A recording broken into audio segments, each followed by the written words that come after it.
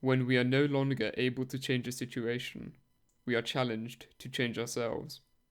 This is a brilliant quotation found in Viktor Frankl's A Man's Search for Meaning. In the book, he uses his experiences as a prisoner in Nazi concentration camps to deliberate about the meaning of life and suffering. Lines like this act as candles that pierce the darkness of the subject matter surrounding them.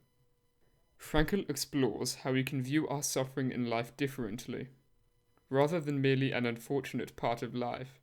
By viewing it in ways that he suggests, we can start to see it as more than just something to be accepted, but instead as something to be embraced, and even as a necessary component of a fulfilling life. I think these concepts are important, as life, and its inherently unpredictable nature, can strike us with fierce and crushing blows. Life can be both extremely hard and excruciatingly painful. Difficult situations are inevitable, and our ability to deal with them sufficiently is sometimes, if not usually, inadequate. The death of a loved one, health complications, and financial struggles are only a few of the many ways in which we can suffer. It is likely that you've experienced at least one of these. Maybe you've experienced multiple of them, and maybe you're experiencing them currently. I hope that this video can help you to deal with that pain. However, you don't need me to tell you how hard your life is. You're living it, and you know for yourself exactly how difficult it can get. You didn't click on this video for someone to tell you that your life is hard. Around pages 80 to 90, Frankl discusses how we can look past our suffering and find a reason to bear the pain. He recalls conversations with two men in one of the camps who were struggling to find reasons to carry on. He explains how both men felt as though they had nothing left in life to live for. The terrible suffering they were experiencing in the camp had taken its toll on them, and they had arrived at the unfortunate conclusion that they could expect no more from life. Frankl believes, however, that this was the wrong way of thinking about their situation. Instead of thinking about what they could expect from life, he argues that they should be more concerned with what life expects from them. In other words, what responsibility is left for them to bear, and how can they still contribute to those around them? After discussing this philosophy with the men, Frankl discovered that one had a young son who was waiting for him in a foreign country, and the other was a scientist who had a series of uncompleted books with new research still left to publish. Flipping the idea around like this helped the men to climb out of their hopelessness. It guided them towards finding a purpose, a reason to endure all of their unimaginable suffering. I believe that we can use this profound philosophy in our everyday lives. It seems as though in modern society we are more frequently slipping into self-centered thought. We focus on what we can extract from situations, or how a person can serve us in some way. Wouldn't it be better, or more fulfilling, if instead we asked what we can give to situations, or how we can serve those who need help around us? Maybe it is time that we start asking what life wants from us more than what we want from life. Next, after helping us to find a purpose in life, something to bear the suffering for, Frankl tries to expand on the reasons behind such suffering, why we are the ones to suffer and not others. This part focuses more on our perception of suffering. Frankl recounts meeting a gentleman suffering from severely depressed thoughts. The terrible emotional pain that he was experiencing came from the loss of his wife. He was completely distraught, and after 2 long years of battling, he increasingly felt as though his life was worthless. Instead of trying to console the man, Frankl quickly responded with a question.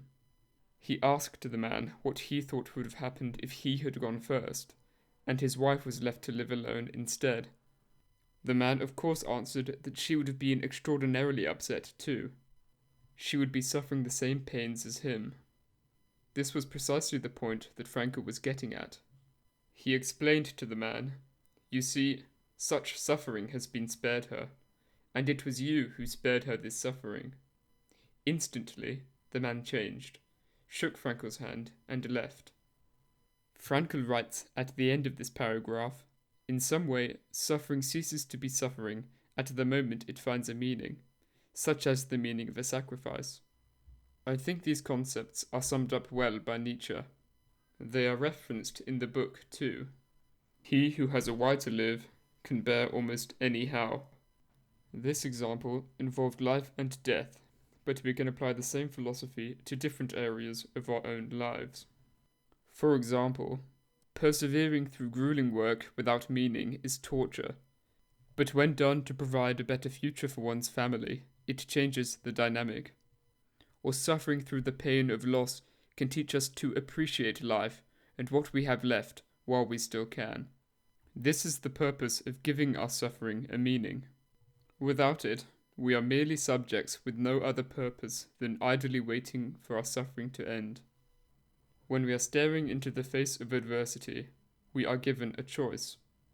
We can either bear the responsibility and suffering of life and make a success out of it, or we can let it defeat us.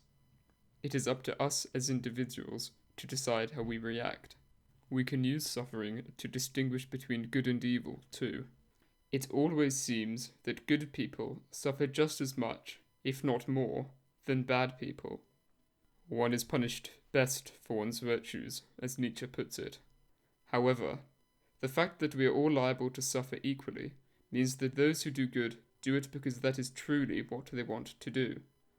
If good means always resulted in good ends, and conversely, evil means always resulted in evil ends, if, in other words, there was always a direct correlation, then there would be no evil people, and thus no suffering.